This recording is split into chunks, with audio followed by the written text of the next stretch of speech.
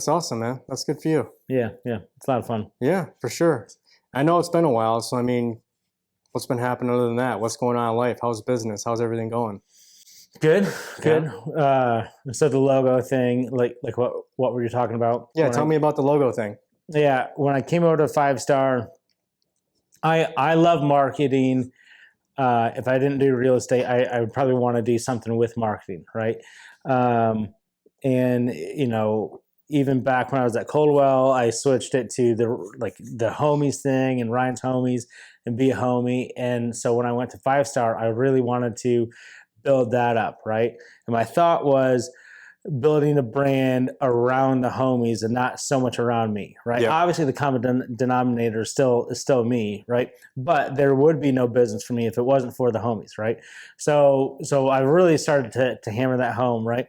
But when we got together with the graphics team at 5 Star, they're all great. It was a ton of fun, but it was way longer and way more mentally taxing than what I thought it was going to be. Like I thought like, oh, this will be so easy. I know what I want. Right. And I sure as shit didn't know what I want. Right. Yeah.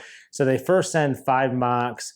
And I really didn't like any of them, and I felt so bad every time like emailing or calling them back, like this isn't it, and they were so great and kind and patient, and very understanding in the sense of like, hey, we'll take as much time as we need. Like we got to hit it, So we tried all these different ideas and concepts. It was really important to me. I didn't want anything.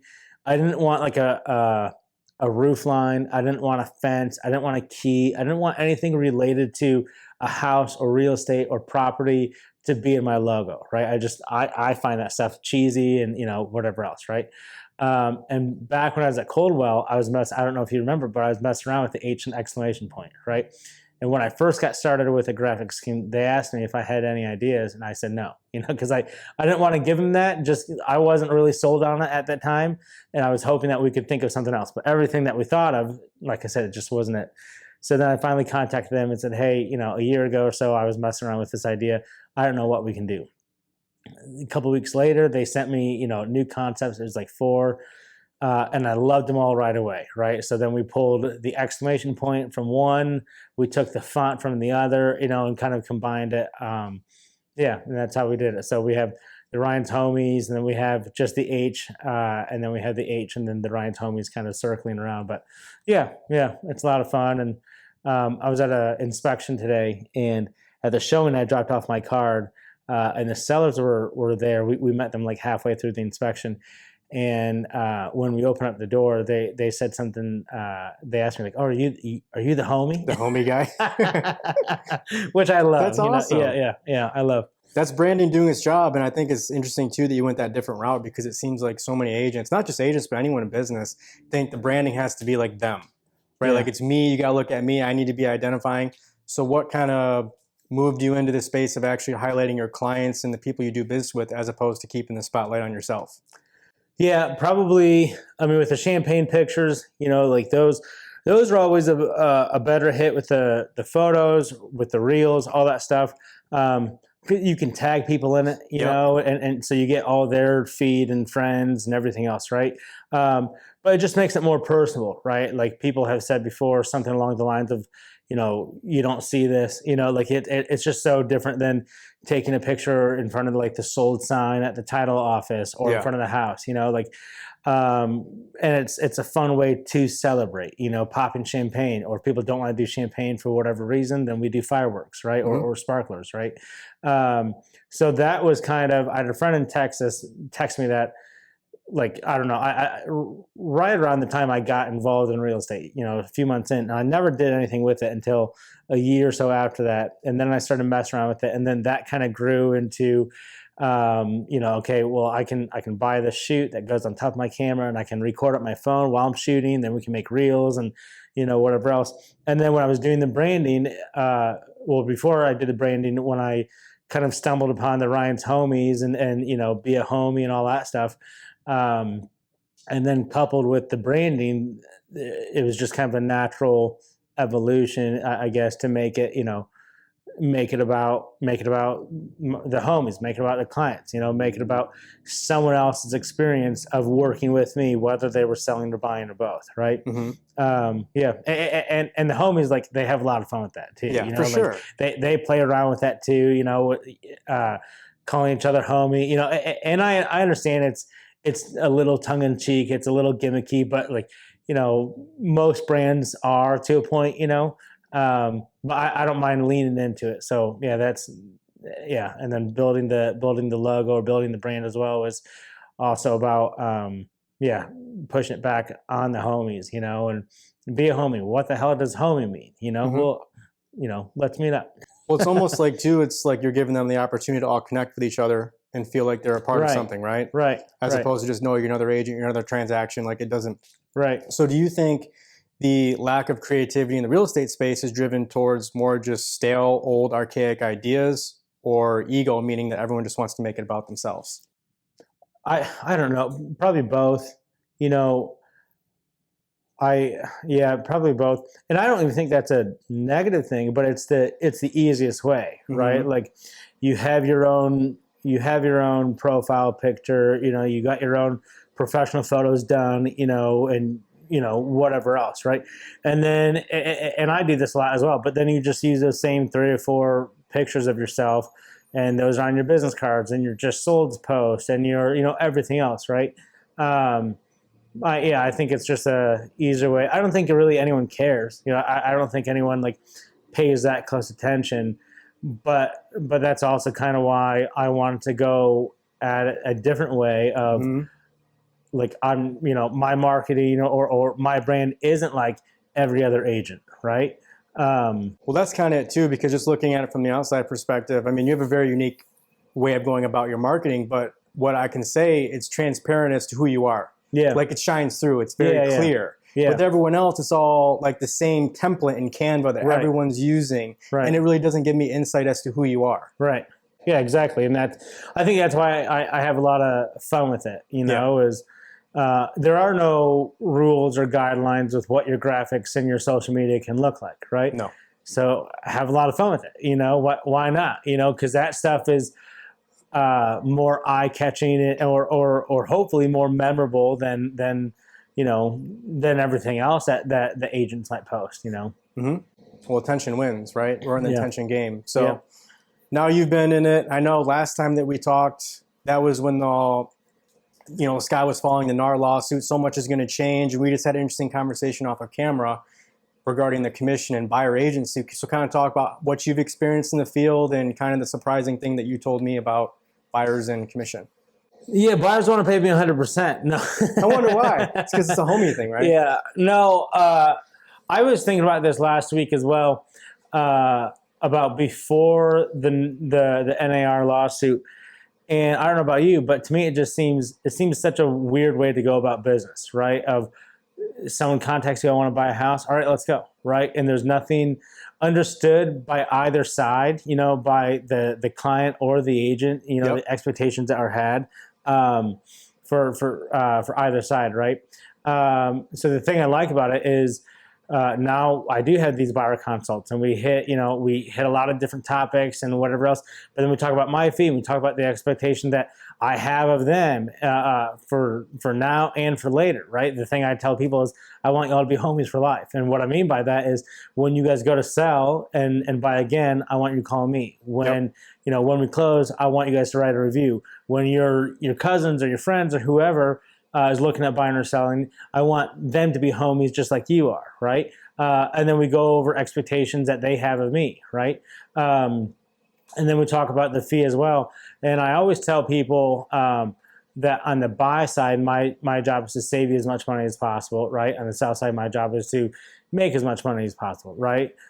Saving as well, in different forms as well. But yeah, I feel like people just they understand it, right? They get it. I've had buyers before that we went under contract for what I charge. For one reason or the other, the sellers were absolutely not willing to do. For one reason or the other, the sellers weren't willing to, cover the full thing. And my buyers haven't ever had an issue covering the last whatever percentage it is, right? But I think that's in large part because we had that initial meeting, right? We set the expectation. I understood where they were coming from, what they needed and wanted, and they understood where I was coming from and what I needed and wanted, right? So we already knew day one, what it's going to look like. But also, all my clients know how much work I do for them, right? How available I am, the time, all that stuff, right? So when you come into a position that, man, we love this house, but the sellers aren't willing to cover, they'll offset it a little bit, but they're not willing to cover all of it. Buyers have a much easier time seeing your value and seeing your worth and agreeing to, okay, sure, we'll make up the difference, right? So to me, I probably prefer it this way than before the lawsuit, just because I like the clarification. I like getting on the same page right away. I know some agents probably don't, but I think it allows people to really look through the weeds and find out who's offering true value and who's not. Right. So I think the buyer consultation thing is so simple. I just did a deal with a first-time home buyer, and they're like the sweetest people ever, but they had no idea about anything on the process, right? Yeah. So I said, look, we can do a Zoom call, or I can record a video for you laying out exactly what to expect and what you need. Like what you need to get pre-approved, what an earnest money deposit is, what the inspection period looks like, what's an appraisal, like all that. And they wanted to do both.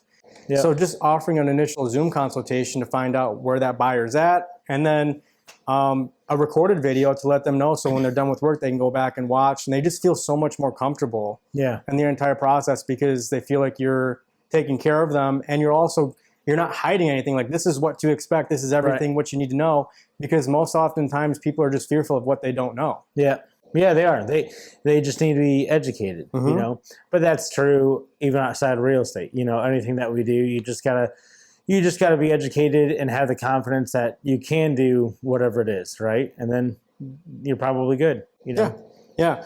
And it's just that genuine ability to really help people, because everyone asks, like, what's the secret sauce? Like, how do I get repeat business? It's like you're talking about, you're invested in that person throughout the entire life of that transaction. Right. It's not like, hey, I just want to get you closed and move on. It's like, I want you to be a homie for life. Right. And then you're part of this network, and that's when they come back and you get the repeat and referral business. Right. And you've been at this long enough now to where you should be getting those referrals and people coming back to you now, right? Yep. Slowly trickling in. But it doesn't happen as fast as we all want, but it's coming. It's coming. Yeah. So where do you, I know you don't have a crystal ball, but I'm going to ask, so where do you think the market's going to be in the next 6 to 12 months, both on the buy and sell side? Give me your best guess. I don't know, dude. You don't know? I've never played that game. Yeah? I never have.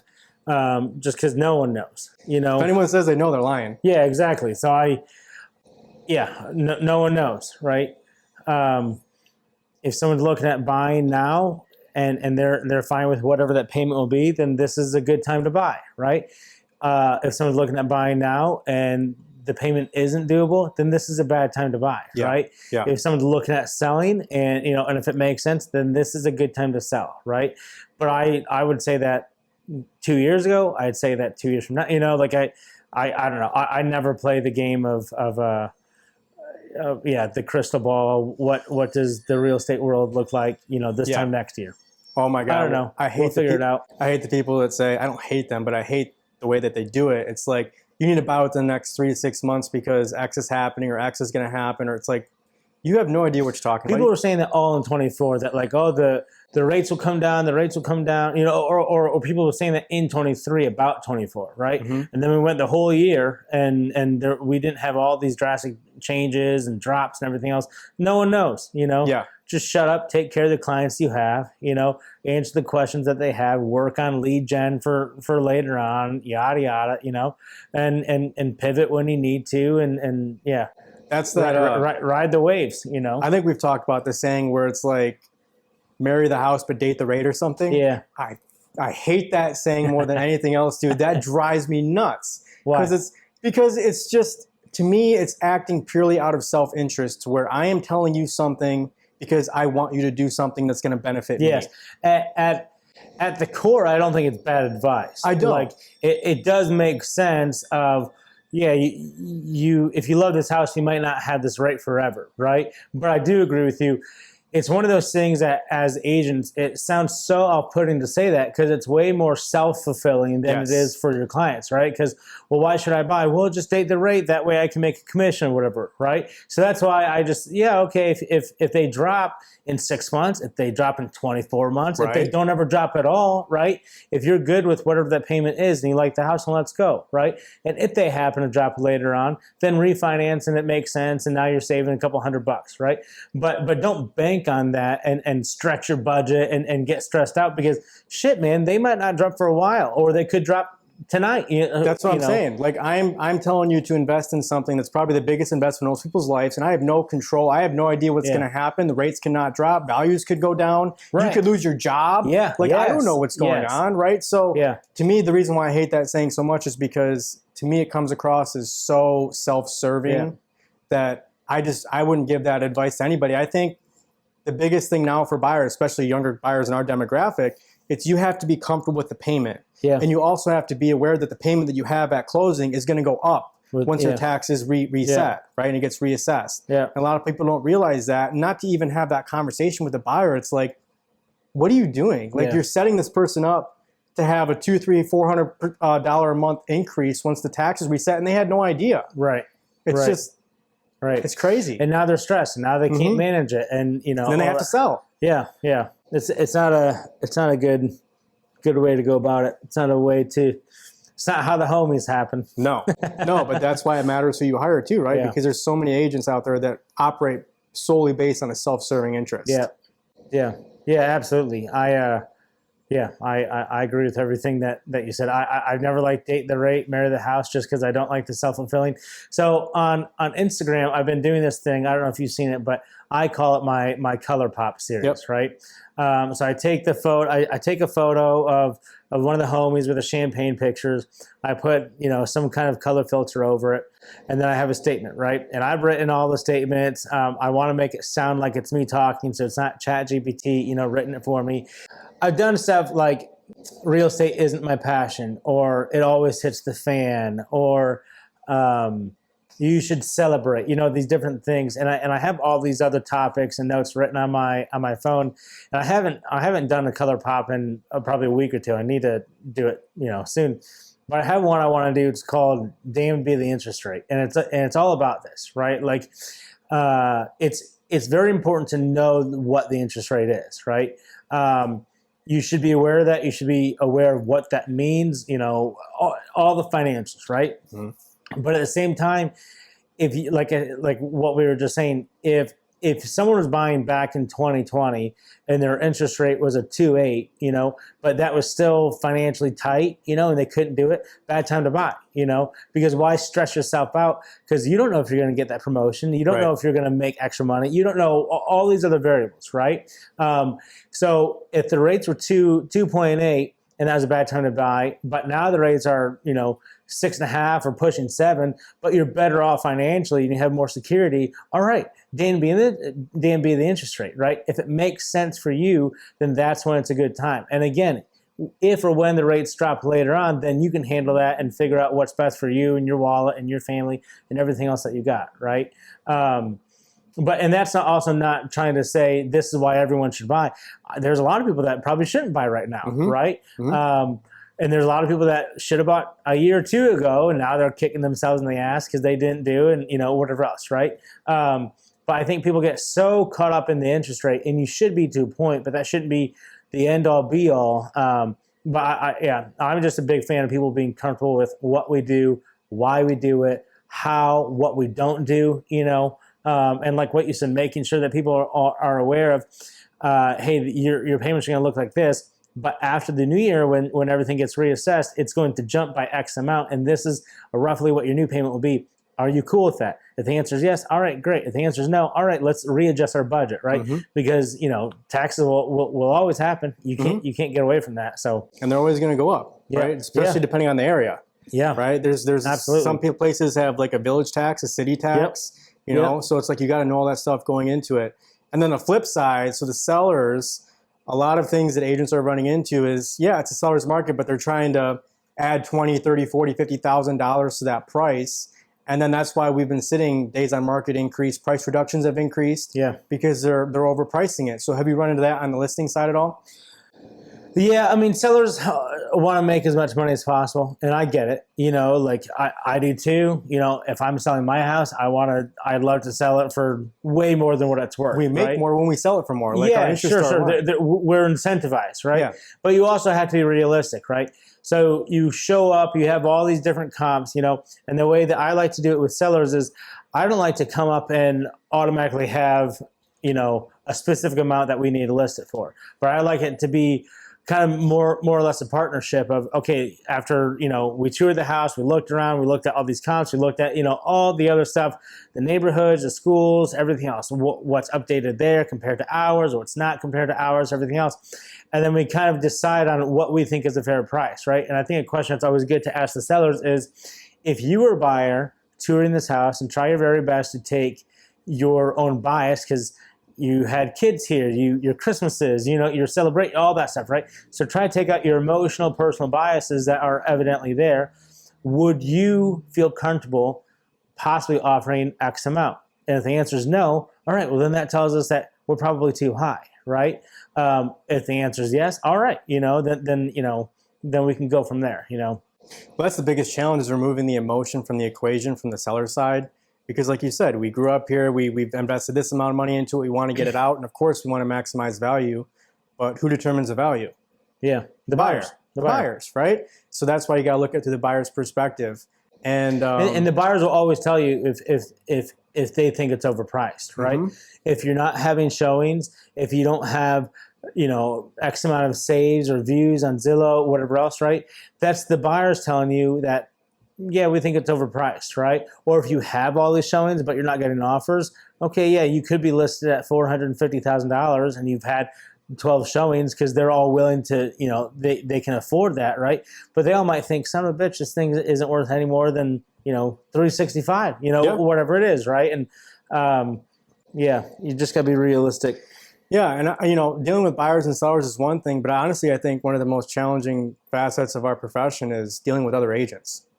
And I know you run into that a couple of times, just trying to get a phone call, trying to get a straight answer, just be professional with it. And I mean, my 10-year career, I've had pretty good fortune, but I think it's gotten progressively worse as we moved on with time. Do you agree or disagree? I feel like most of my interactions with other agents have been pretty good. I feel like I've had pretty positive I guess experiences or times with other agents. Obviously there are some that, are just difficult, and that's just how they are, but everyone can be difficult at times, right? I guess it just depends on the whole case, right? Sorry, I don't have a better answer about that, but it's all good. You expand on that. What do you mean? You said that you think that you've seen it. I think it's just a lot of it is preservation of ego, to where, like, if I'm dealing with somebody who clearly doesn't know what they're doing, they won't admit they don't know what they're doing, and they'll pretend like they do. Sure. And that creates even more problems. Or just trying to get an answer. Like, you can feel if a deal's on its deathbed, or if something's going wrong, or I can't get an answer. Yeah. Like, that's fine. Like, just keep us involved in the conversation so we know what's going on. Just don't go dark, or don't respond, or, right. If we're a week before closing and I can't get a hold of you and we're waiting for a clear to close or waiting for a final condition, like, just let us know what's going on. Yeah, it's always interesting, and it's very annoying when before you're under contract, you're able to, the other agent, whether you're on the seller buy side, right, but the other agent, they're answering all your phone calls or text, or, you guys are getting along. And then the second that's under contract, you just can't get a hold of them at all, right? Yep. That's the part that's very frustrating, because, if anyone's trying to reach out to anyone, it's not to waste time, it's not to, I don't know, talk about what I should wear tomorrow. No. It's we got to figure out this, or the timeline, or whatever else, right? But again, that's just an annoyance that you just run with. And you do everything that you can for your clients on your side, and if the other agent or the other side doesn't do what they're responsible for, then let them, let that be that, like I'm not representing their side, so you have to trust that they're handling it between their title and their clients and everything. And if they aren't, you'll find out, eventually you'll find out, and everyone will know that, well, it wasn't me, because I'm all set over here, Trust but verify. Yeah. Right. Yeah. Like I'm just gonna check in, but I'm hoping you're doing your job. But either way, Right. I'm gonna check in with you. Right. But right. Yeah. I haven't read shit this year. You what? I haven't read nothing this Really? year. I mean, I've fallen off too a little bit. Yeah, I haven't read anything probably since spring break. So probably since March. I haven't done anything. I started True Grit. Okay. I picked it up at I think it was Totem Books in Flint. And I actually I'm like maybe 2 chapters in, but I've been really enjoying it. But I just haven't read it. I have this whole list. I want to read more Stephen King. You've sent me some books, that I haven't still read or anything, but it bothers me. Who knows when? You said that you dropped off. Yeah, it's just. I mean, the biggest challenge I have right now. You read a lot of business though. You read a lot of Yeah. I used to be like that a lot.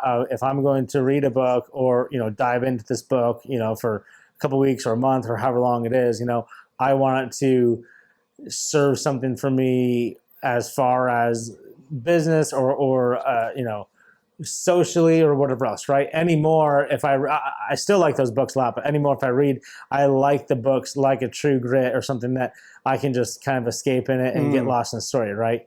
So it serves as like an escape for you. Not even an escape in the sense of like, oh my God, I got to get away, but just, yeah, I mean, but everyone does this like at night, like you'll watch a show or you'll play a game or whatever, right? Just something to, where you can be off and enjoy it, Yeah, I fell off. I was reading a Dostoevsky book for a little bit, and I'm like, this is some dark shit. So I'm like, it's good. I'm going to get back to it. But I think my biggest challenge right now is just time. I feel like every day just gets shorter and shorter and shorter, and stuff stacks up. And it's like, dude, I don't have time for anything. Sometimes I don't have time to eat. Like, that. Like, we were on calls once, and I'd be an asshole because I don't need anything. It's just like, so it's like, I don't know. I don't know if it's a time management thing, which is because we did that time management audit thing way back to get an idea of what's going on.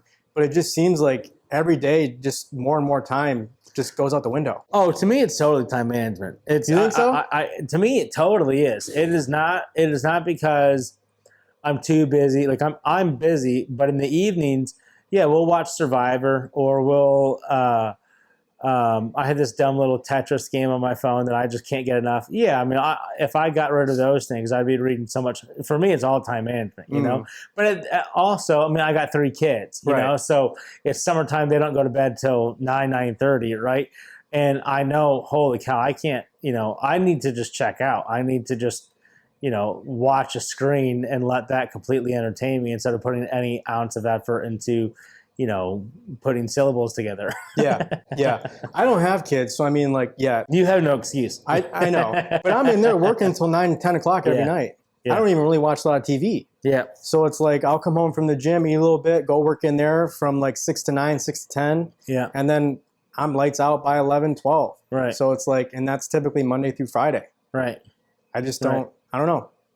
I don't know what it is. Who cares? I go through this with reading all the time where I'll have one year where I read a lot, or I'll have one quarter where I'm reading a lot, and then I'll go through the next quarter or the next year or however long it is where you might read a couple books here and there. And, I don't care. I listen to podcasts though. So it's kind of, it's an auditory level of a book, which is fine.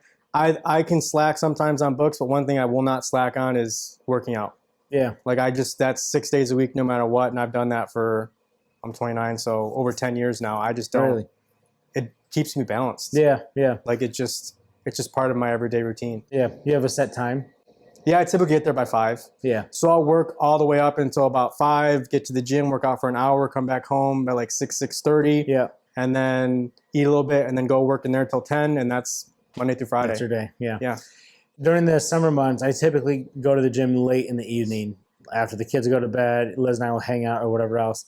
So So it's late nights, because you're there for a while, and especially if I'm cycling there, that takes up a little bit of time as well.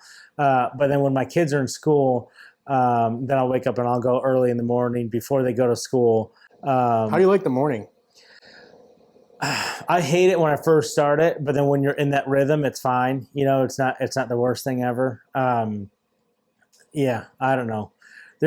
When I'm doing the mornings, I always think I want to, oh, the evenings were so nice. And when I'm doing the evenings, then it's just, it's so nice to do the mornings because you get it out of the way. But again, with the kids, especially in the wintertime, I got, helping get the kids to school. And then it gets dark by 5 o'clock every day, well, I want to be home and, if I'm not working or whatever, I like to be home with my kids and do whatever else. And then, with it getting dark at 5 o'clock, they're in bed by 7:30 or probably 8 o'clock, and then Liz and I are, we feel like it's midnight by 9, Yeah. Whereas in the summertime, it doesn't get dark till, I don't know, pushing 9 almost, Mm-hmm. So that's why, okay, if I go to the gym later on, who cares, Yeah.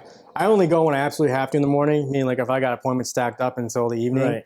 But I don't feel as strong in the morning. I don't feel energy. Like I feel groggy. And then after I'm done, it's like, plus I don't eat breakfast. So like I don't eat until noon. Right. So if I work out at just 6, ravenous. Yeah, I'm just like, dude, do not talk to me. Don't look at me unless you want to get punched in the face. So it's like, eventually I probably will. Like if when I have kids, I'm going to probably do it early in the morning. You got to rearrange that but schedule for sure. For now, no. Yeah. For now, listen, if I was in your shoes, 5 o'clock, anytime between 4 and 6 are prime. 6 is a little pushing it because now your dinner is, damn near 7:30, 8 o'clock, which is awful, Yeah. But 4 to 6 is a great time, because, and that's the nice thing about going late in the evenings too, right? Like you're not groggy. I mean, you might be tired from the day, but by the time you get there, like you're just mentally there, you're ready, I don't know about you, but my freaking ankles hurt. Like in the mornings, I'm just so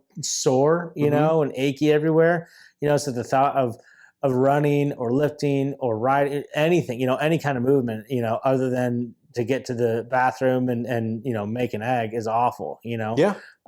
So the evening works out because everything's loose, everything's, you've been moving around for, 11, 12 hours before then anyway, You've worked out that lactic acid. Dude, I walk up these stairs and I have like no cartilage in my ankles and my knees from football and baseball. So It's just crack, crack, crack, crack. So in the morning I'm like, yeah, dude, I don't stretch as it is. Like I'm not flexible. Yeah. So it's like, I'm not there. Yeah. I don't bend. I'm not in a good mood. I'm angry. I'm tired. I'm not enjoying it. Like I enjoy working out in the evening because that's like kind of breaks up my day. It's like I got my first part of my work day done, work out for an hour and a half, and then come back and then finish at night. I tried to get it set up where I was going late morning. Like I remember, yeah. Yeah. And on paper, I thought I would like that. You get the kids to school, then you work a little bit, and then you take a little mid-morning break, and you go to the gym, and then you get back and you continue to work or whatever else. It sucked. It totally sucked. Just because it takes so much time. Then you got to shower and get redressed, and by then it's 12:30, and half the day's gone. Yeah, you're gonna eat lunch, and then it's just forever long, and no one else, like everyone else is still working, right? And so I don't know, it's a weird thing to get scheduled. Just got to move it around, right? The most important thing is it just gets make done. it happen. Yeah, make it happen and get it done. Yeah. Well, exciting stuff. It was awesome having you here. Always good to talk. Yeah, and for sure. We'll definitely do it again soon for sure. Yeah. Let me know. Cool, man. It's always good to hang.